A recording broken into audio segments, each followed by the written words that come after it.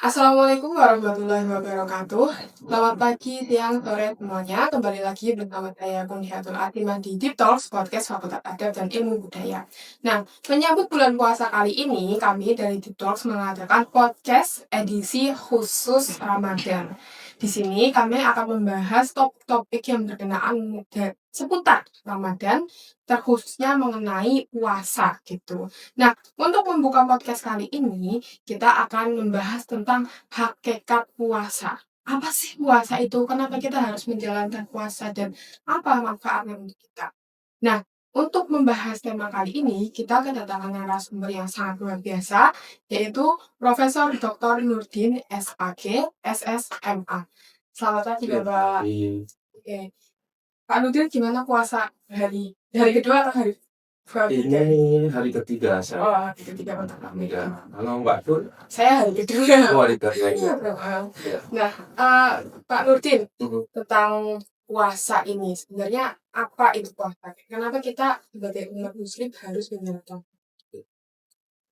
Jadi kalau kita bicara puasa dalam apa masyarakat Islam, dan dalam hal ini kita sebagai Muslim, pasti awalnya merujuk kepada Al-Quran ya, surat Al-Baqarah 103 sampai sebenarnya 186 juga 87 itu secara detailnya nanti. Yang di situ memang diperintahkan kepada kita ya. Saya kira juga Mbak Kun sudah hafal ya. Ya, tapi nggak apa-apa, saya saya bacakan.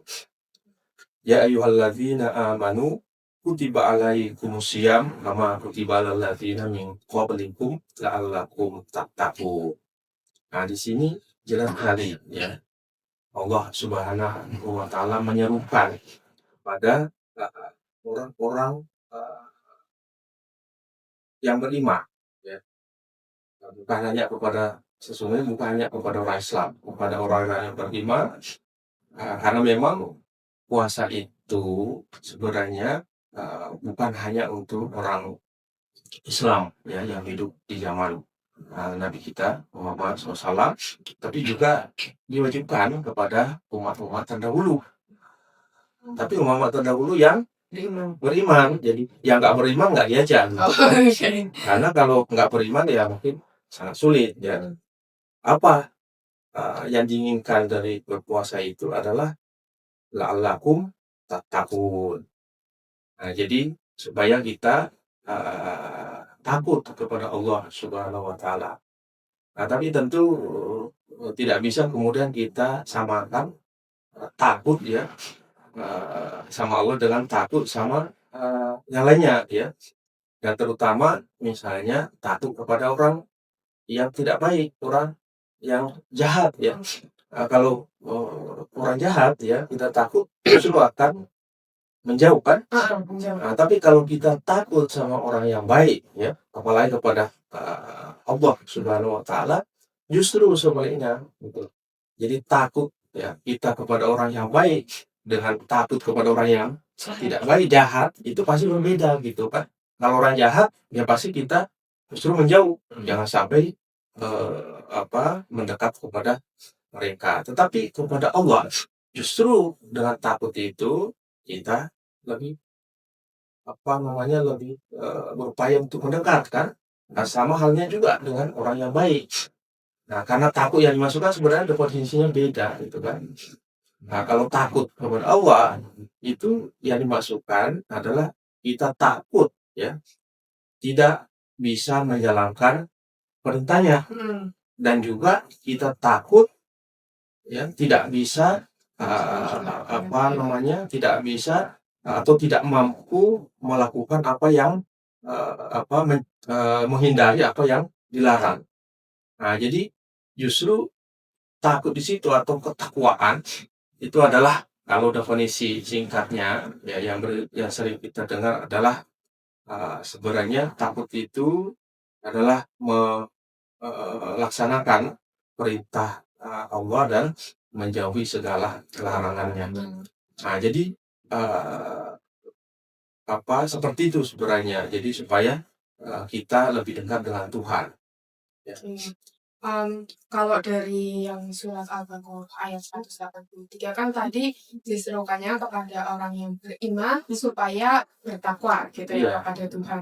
Nah, tapi dalam kemudian pelaksanaannya puasa ini apakah kita bisa melihat kalau puasa itu bukan hanya sekedar suatu alat gitu untuk mempererat hubungan spiritual antara manusia dan Tuhannya, tapi apakah bisa juga puasa ini tuh dikatakan sebagai alat untuk mempererat kehidupan sosial supaya kehidupan manusia tuh lebih harmonis gitu. Iya. Nah itulah tadi sebenarnya kalau kita mau kelompokkan ya hikmah atau makna sesungguhnya dari puasa itu secara garis besarnya itu ada dua. Seperti tadi yang sampaikan itu salah satunya adalah untuk membangun ya kesolehan sosial.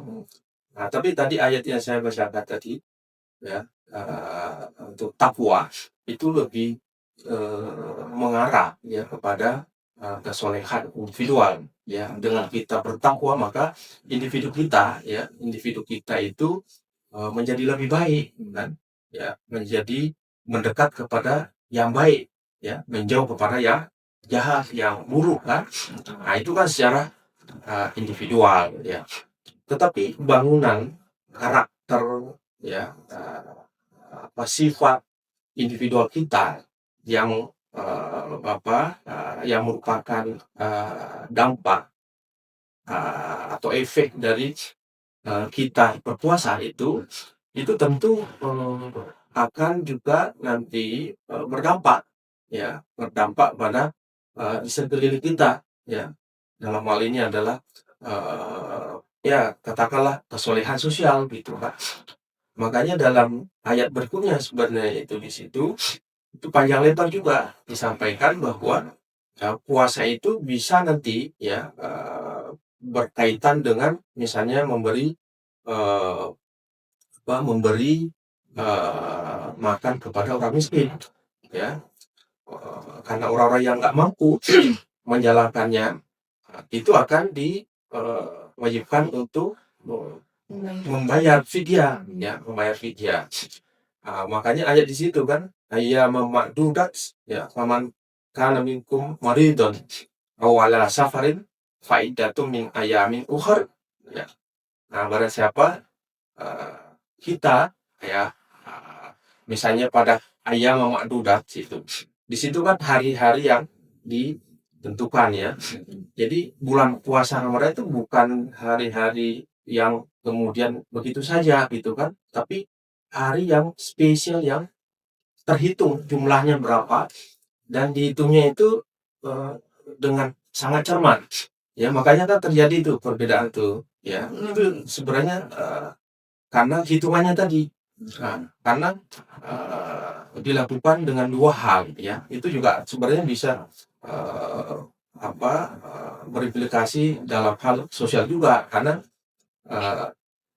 dengan puasa ini kan ditentukan dengan waktu yang tertentu gitu kan, dengan perhitungan-perhitungan yang sangat ya saya kira ada dua ya, perhitungan secara ilmiah dan religius ya. Dia menggunakan pendekatan-pendekatan ilmiah ya dengan hisab dan pendekatan religiusitas ya. Kalau dengan ru'yah itu kan dengan apa yang telah dicontohkan oleh Nabi kita Muhammad SAW. Jadi ada gabungan situ untuk menentukan tadi ayyaman ma'dudat itu gitu. Jadi bukan seperti puasa-puasa yang lain kapan saja kan. Nah, tapi ini sudah ditentukan gitu kan. Nah, pada saat hari-hari itu ya kita kebetulan ya sakit dan ada juga orang kan ya, karena sakit itu kan kita tidak bisa kemudian mengatakan saya tidak mau sakit tapi tiba-tiba kok ternyata kita sakit kan, atau kita pada saat itu kita sudah rencanakan bahwa kita tidak akan melakukan perjalanan jauh misalnya, tapi tiba-tiba kita ada kebutuhan, ada keperluan mungkin kan, maka juga terpaksa kita mengadakan perjalanan. Dan dua hal ini itu kan sesuatu yang mungkin membuat kita agak sulit untuk melaksanakan puasa. Maka faidatun min ayamin ukhar, ya. Jadi bisa diganti di hari-hari yang lainnya, tapi bukan di hari bulan puasa itu karena masih wajib kan. Iya. Nanti dilaksanakan pas setelah selesai bulan Ramadan itu kan.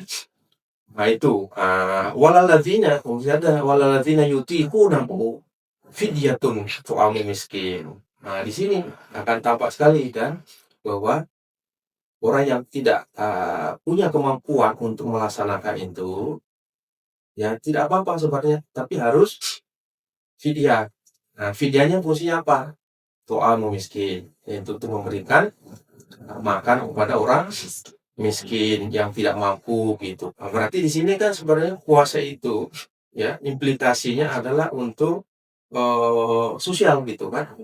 Nah, dan juga hikmah-hikmah lainnya sebenarnya itu kan untuk supaya setiap orang yang beriman, terutama orang Islam, mukmin, muslim, ini itu sebenarnya bisa merasakan apa yang dirasakan oleh orang lain yang ketika tidak ada puasa sulit untuk berada dalam posisi itu, ya.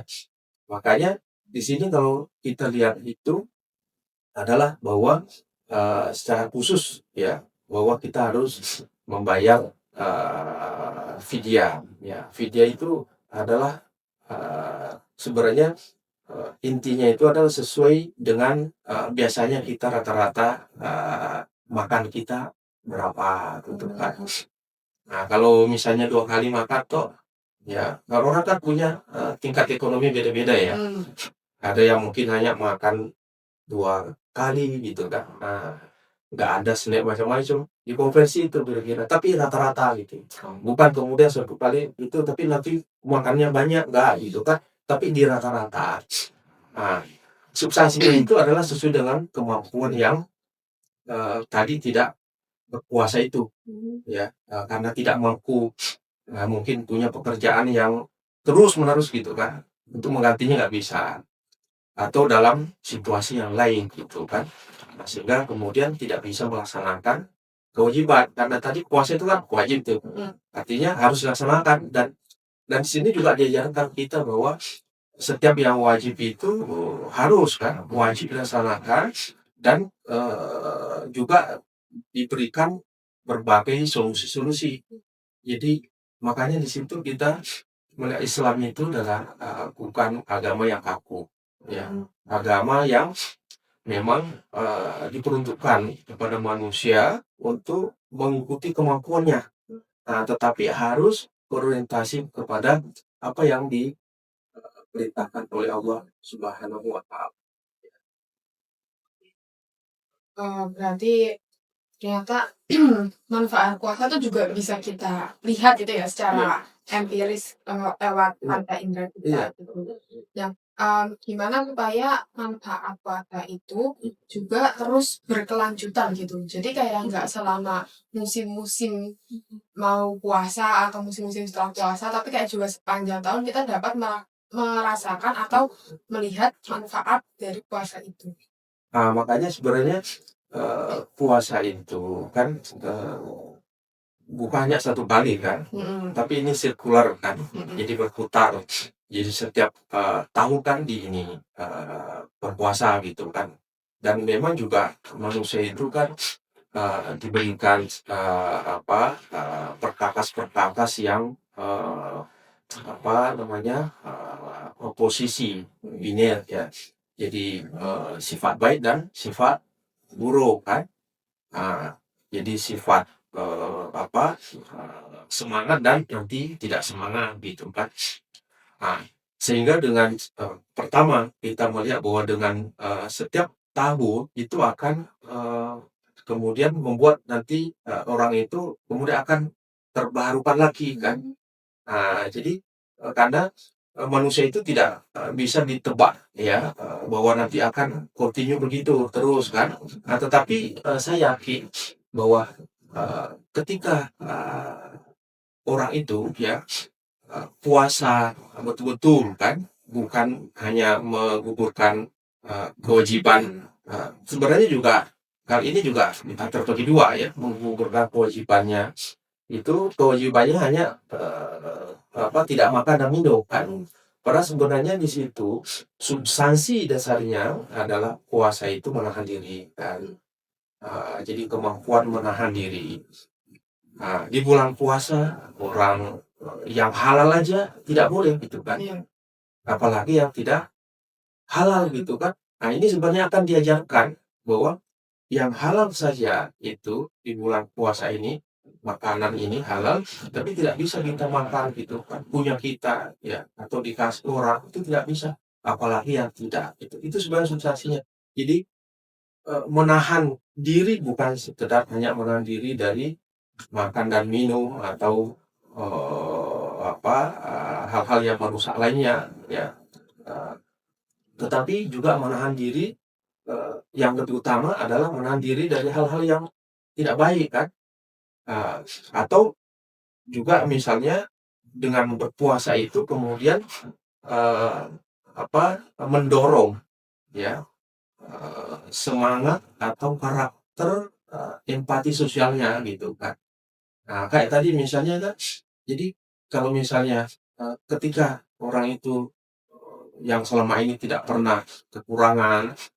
Nah, kemudian dia adalah orang beriman, kemudian merasakan ya bagaimana orang itu kalau lapar kan, karena itu kalau puasa 15 jam kurang lebih ya, itu pasti lapar kan. Nah, sehari aja sebulan saja coba. Bagaimana kalau orang itu berbulan-bulan atau bertahun-tahun makan sulit dan sebagainya. Nah, ini kan memberikan artinya dia memberikan empati ya pada orang yang berpuasa itu kepada orang yang bagaimana orang yang kekurangan. Nah, kalau ini betul-betul hikmah ini, ya makna ini ditangkap dengan baik orang yang berpuasa itu, maka tentu ketika dia punya sesuatu tidak akan membiarkan orang lain yang tidak punya sesuatu itu merasakan ketidakpunyaannya, pasti akan berbagi. Kan? Nah, sejauh mana orang ini bisa berbagi, ya tentu kan orang itu kan sepanjang kalau tidak ada break ya, waktu itu nanti lama-lama itu akan mengalami suatu proses penurunan ya semangat atau apa. Nah, tapi nanti mendekati menurun kemudian kan ada lagi kan. Nah, jadi makanya siklus kan. Nah, jadi seperti itu. Nah, sehingga tadi pertanyaannya bagaimana supaya ini bisa berlanjut ya. Jadi makna atau hikmah dari puasa ini di bulan Ramadan itu eh, terus ya, bukan hanya di bulan Ramadan itu, tapi juga nanti setelahnya. Maka tadi, jadi orang itu berpuasa benar atau hanya berpuasa dari tidak makan dan minum. Karena itulah, jadi ada berpuasa fisik dan berpuasa non fisik kan. Nah, yang tujuan utamanya itu sebenarnya adalah hikmahnya tadi. Jadi memiliki satu kemampuan pengendalian diri, ya.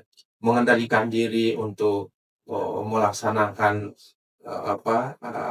hal-hal yang tidak baik atau hal-hal yang dilarang, atau mengendalikan diri ya atas kesombongannya untuk tidak terlibat pada hal-hal yang seharusnya dilaksanakan. Nah, jadi seperti itu. Ya, jadi adanya puasa setiap tahun ini menjaga supaya siklus itu berulang. Jadi kayak kalau misal udah lama nggak puasa, kita udah mulai lupa gitu ya, seminggu lagi mau puasa lagi, oh ingat lagi gitu. Nah, uh, tadi kan juga disebutin ya Pak, kalau esensi dasar puasa itu menahan diri dari makan minum, hawa nafsu dan sebagainya. Nah, kalau kita udah puasa selama kurang lebih 30 hari, 1 bulan gitu, itu kan hari raya. Nah, hari kemenangan gitu Iya. ya.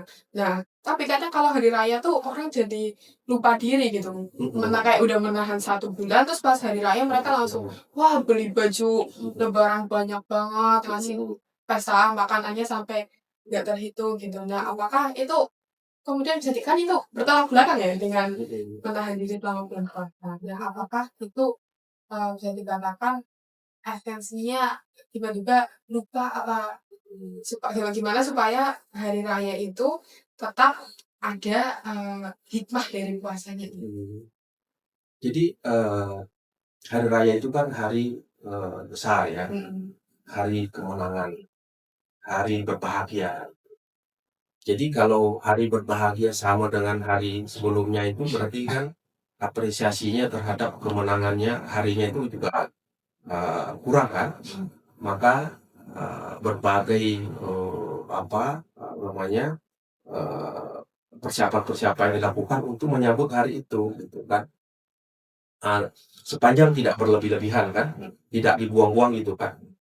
Nah, kalau beli misalnya baju baru itu salah satu juga salah satu bentuk dari apresiasi rasa bahagia, rasa menang, rasa senang yang karena yang bersangkutan alhamdulillah bisa menuntaskan puasa. Mungkin banyak yang tidak sampai, hanya berapa hari setelah kemudian tidak bisa lagi. Bisa jadi karena dia meninggalkan, bisa jadi karena dia dikalahkan oleh eh, hal lain sehingga dia tidak bisa puasa sampai ujungnya gitu kan. Jadi banyak hal gitu kan. Nah, sehingga sebenarnya maksud dari hari raya itu adalah kemenangan ya bagi orang yang berhasil melewati ya dengan baik sesuai dengan kurikulum Ramadan ini ya yang didesain oleh Allah kan. Uh, nah, persoalan nanti misalnya makan-makan ya lebih dari saat bulan Ramadan atau lebih dari setelah hari itu adalah hal yang wajar gitu kan, sepanjang itu tidak mubazir ya, tidak tidak tidak berlebih-lebihan. Nah, tapi kalau menaikkan ya tingkat ketersediaan makanan macam-macam ya, pakaian dan sebagainya, itu adalah satu bentuk dari upaya mengapresiasi atau menikmati rasa kemenangannya. Nah, tapi tadi itu yang penting tidak boleh berlebih-lebihan. Kalau beli baju banyak ya, kemudian disumbangkan juga orang yang nggak punya baju, kemudian sumbangkan juga baju baru kan malah bagus tuh gitu. Nah, kemudian makan-makan, kemudian buka misalnya open house kan, semua orang makan, oh yang makan-makan. Itu justru satu bentuk ya apresiasi atau satu bentuk penghormatan terhadap kemenangan yang dimiliki itu kan. Nah, tapi lagi-lagi tadi jangan sampai mubazir ya, berlebihan ya, kemudian nanti makanannya dibuang-buang gitu kan. Nah, itu yang tidak boleh. Tapi melakukan mempersiapkan lebih dari eh, sebelumnya dan setelahnya itu adalah satu bentuk eh, eh, apa saya kira adalah sesuatu yang wajar. Orang yang berbahagia, orang yang senang gitu kan, tentu akan menunjukkan kesenangannya itu sepanjang itu adalah hal-hal yang bermanfaat dan dinikmati bersama. Itu dia ya teman-teman podcast pengantar kita pada podcast Ramadan kali ini tentang hakikat puasa. Tadi udah dijelaskan tentang apa sih puasa, terus juga hikmahnya, dan ternyata hal yang menarik tadi ya yang saya ambil bahwa ternyata puasa selama 1 tahun 1 kali yang terus berkelanjutan itu juga menjadi alat untuk supaya kita tidak lupa gitu dengan apa hikmah dari puasa itu sebenarnya. Nah, terima kasih teman-teman telah menyaksikan podcast kami. Jangan lupa like, comment, dan subscribe. Saya Uliatul Atimah dan TikTok kami undur diri. Wassalamualaikum warahmatullahi wabarakatuh. Waalaikumsalam warahmatullahi wabarakatuh.